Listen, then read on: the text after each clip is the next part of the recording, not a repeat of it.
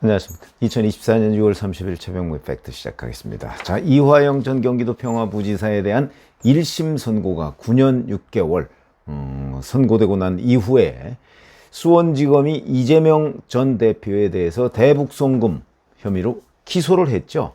자, 이렇게 되니까 민주당에서 뭐 거의 난리가 났습니다.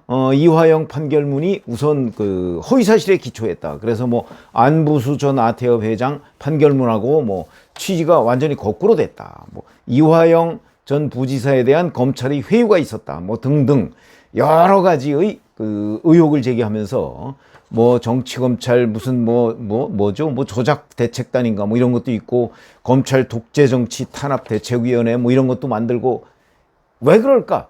그거는 제가 한번 말씀을 드린 적이 있습니다. 그만큼 이재명이라는 사람이 이 대북송금 문제에 대해서만은 굉장히 민감하게 반응하고 있다. 다른 그 재판의 경우와 다르게 대응하고 있다. 그 이유가 뭐냐? 그거는 결국은 여기서는 빠져나가기 어렵다. 그러니까 수사 자체를 흔들어야 되겠다. 이런 생각을 하고 있는 거다. 근데 이재명 전 대표에 대해서는 수원지검이 기소를 했지만 아직 공판준비기일조차 열지 않았습니다. 아마 공판준비기일 보나마나 한 2번 내지 3번 열 거려? 그렇게 되면 빨라야 연말에 재판이 시작될 겁니다. 그런데 재판에서 다투면 될 일을 지금 법정 밖에서 완전히 정치적으로 여론전을 해나가고 있다. 이런 얘기를 제가 드린 적이 있습니다. 여전히 계속되고 있습니다. 이번에는 회유 의혹입니다. 회유. 자, 이 사건을 수사한 박상용 수원지검 부부장 검사, 지금 뭐 해외 연수 중이라고 했죠. 이 검사에 대해 탄핵을 추진한다. 이거는 말씀을 드린 적이 있었고. 근데 여기에 이제 이 검사가 사실은 회유 의혹에 대해서 반박문을 한 일주일 전에 쓴 적이 있습니다. 그러니까 다시 또, 아니다. 이화영 전 부지사에 대한 검찰의 회유가 있었다. 뭐 이렇게 주장하고 있는 겁니다. 어제 민주당 검찰 독재정치 탄압 대책위원회 명의로 해서 이렇게 주장을 했습니다.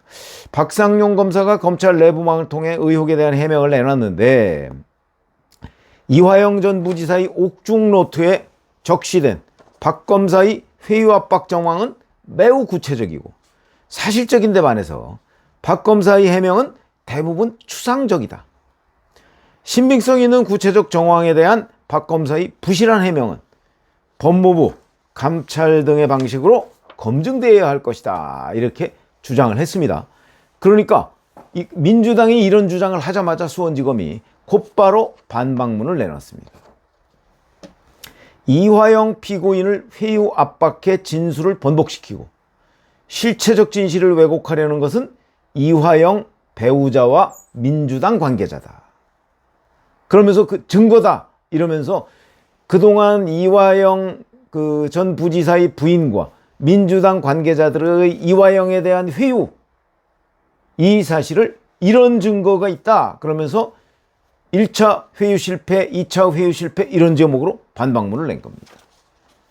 자, 2023년 6월 9일 그러니까 이화영 전 부지사가 그동안 이재명 대표 관련을 대북송금에서 언급을 안 하다가 처음으로 대북송금에 이재명 경기도지사가 연루가 돼 있다 하는 걸 자백한 게 2023년 6월 9일입니다. 그리고 나중에 이걸 다시 번복한 게 9월 7일이고요. 그러니까 그 기간 동안에 이화영 전 부지사의 진술을 토대로 해서 이화영에 대한 주변 인물들의 회유 경과 이걸 날짜별로 쭉 명시해서 반박을 했습니다. 많죠? 박찬대 당시 최고위원이 이화영의 30년 지기를 만나고 그 자리에서 이화영 전 부지사의 배우자하고 통화를 한 사실, 그 이후에 법정에서 이화영 부부가 싸운 사실, 뭐 이런 것 등등 이렇게 돼 있습니다. 자, 6월 9일에 이재명이 대북송금과 연관되어 있다는 걸 이화영이 자백을 했고, 그리고 나서 6월 30일에 쌍방울이 대북송금을 대납했고, 그 다음에 이재명 경기도지사에게도 보고했다. 이렇게 구체적으로 진술을 했다는 거죠. 6월 30일에.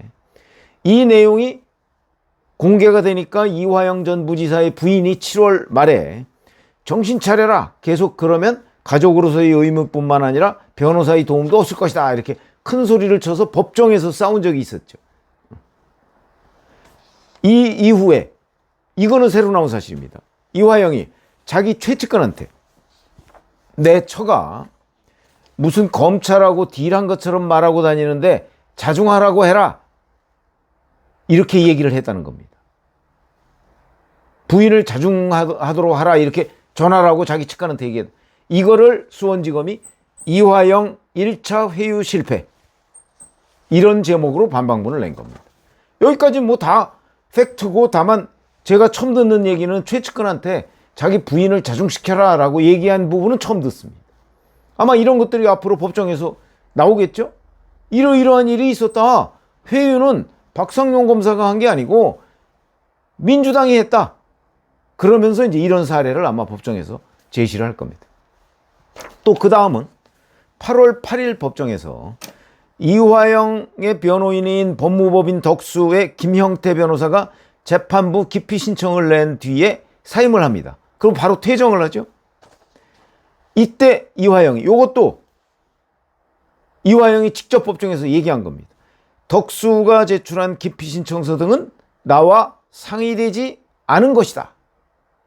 이렇게 얘기하면서 그 변호인 교체 파동, 이 부분에 대해서 언급을 한 겁니다. 이거를 이제 수원지검은 이화영에 대한 2차 회유 실패, 이렇게 얘기를 하는 거죠. 이 이후에 이제 잘 아시다시피 이화영은 결국 자기 그 부인의 끊임없는, 아마 부인이 그때 변호사비 문제를 가지고 있었을 겁니다. 그러니까 이화영은 돈이 없고 변호사비에 대해서는 이화영 그 부인이 대부분 다 관리를 하고 있으니까 그것 때문에 결국 이화영이 항복을 한 것 아닌가, 부인한테. 그래서 이제 결국 이재명 지사와 쌍방울은 관련 없다 이러면서 재차 번복을 한 거죠. 처음에 이재명 부분 언급 안 하다가 이재명 부분을 언급하다가 그게 1차 번복, 그러다가 나중에 이재명 관련 없어, 회유에 의한 것이야, 이렇게 2차 번복. 저는 이때 2차 번복을 한 배경에 3차 회유 실패가 있다고 봅니다. 무슨 얘기냐면 이화영 전 부지사가 단순히 자기 부인이 자기에 대한 변호사비를 내주지 않을 거라는 걸 우려해서 이재명 관련을 사실과 다르게 다시 번복을 했다? 이렇게 보기는 어렵고, 이 과정에서 아마 이재명 측의 회유가 또 있었는데 이번에는 실패가 아니고 먹혔다 이거죠.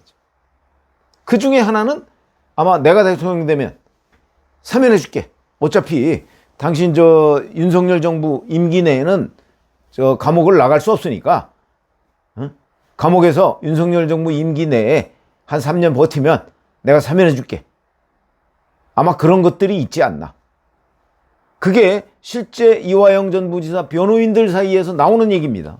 사면 얘기가. 그건 물론 이재명이라는 사람이 2027년 3월에 대통령이 돼야 되는 얘기죠. 뭐 돼도 실제 해줄지 안 해줄지 모르지만 어찌됐든 간에 3차 회유가 있었다. 저는 그렇게 취재하고 있습니다. 그거는 실패한 회유는 아니죠. 성공한 회유죠. 자, 이재명 재판 곧 시작된다. 공판 준비 기일 한 두세 번 거쳐서 뭐 연말쯤이나 이제 시작이 되겠죠? 자, 그런데 그 재판의 핵심 쟁점은 원래는 대북 송금을 이화영이 이재명한테 보고했느냐 안 했느냐가 핵심 쟁점입니다.